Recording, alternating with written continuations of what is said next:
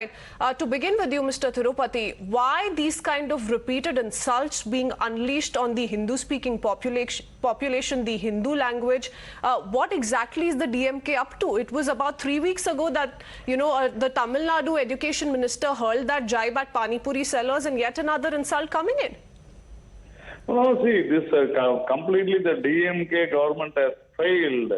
In Tamil Nadu, the government has failed, so they want to divert all these issues. A lot of corruption charges have been hurled on them, and we have been abusing them because a lot of corruption charges are there, and also law and order is very bad in Tamil Nadu. So they want to divert the issue, and the only thing they have is the languages.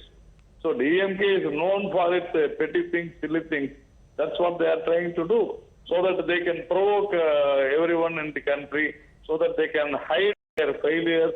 That is what the DMK is trying to do. So I think we should see to it that all these things, we should not get carried away. But unfortunately, we ask only one question: DMK is anti-Tamil first. How can they say that whether Amit Shah is an Indian or not? We say that DMK, particularly even the Chief Minister, everyone, because they were responsible for killings of so many lakhs of Tamils in Sri Lanka. So they are anti-Tamil, they are anti-Tamil language, and we have a Prime Minister who always praised Tamil, the oldest language. So these people don't have any moral right to talk about languages. Yes. If you could respond to that, Mr. Rajgopalan, why would any DMK leader do that? Just in a matter of 3 weeks' time, we're seeing yet another jibe, yet another insult coming for the Hindu-speaking population. Isn't the DMK's image shrinking this way? Mr. Narayan Tirupati spoke the BJP point of view. But as a journalist, I would like to say the Dravida Munnetra Kazhagam DMK has been in power in the central government for 18 years under 3-4 different dispensations, including Devagowda, I.K. Gujral, Manmohan Singh, Atal Bihari Vajpayee. Those times where this Hindi phobia go.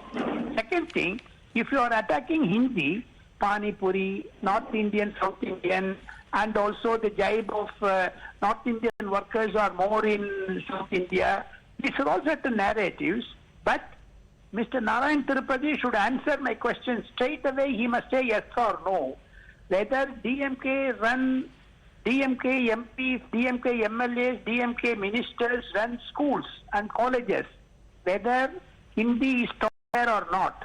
Second thing, whenever the DMK takes an opportunity, they have not fulfilled their, election promises, election manifesto promises, and that was totally exposed by Mr. Annamalai, the Tamil Nadu BJP president, yesterday in the press conference, and he leveled charges against the DMK government.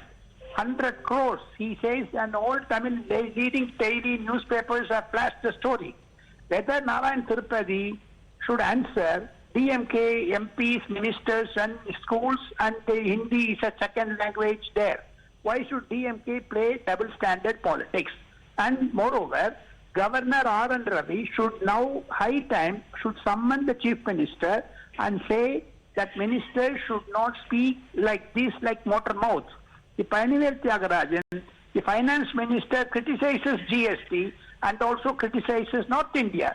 There are 6 Tamil Nadu ministers who are against the centre, who are against this government, and also Narendra Modi, including that they are playing that Hindi politics. That is what I could describe as a journalist. Thank you, Mr. Rajgopalan and Mr. Narayan Tirupati.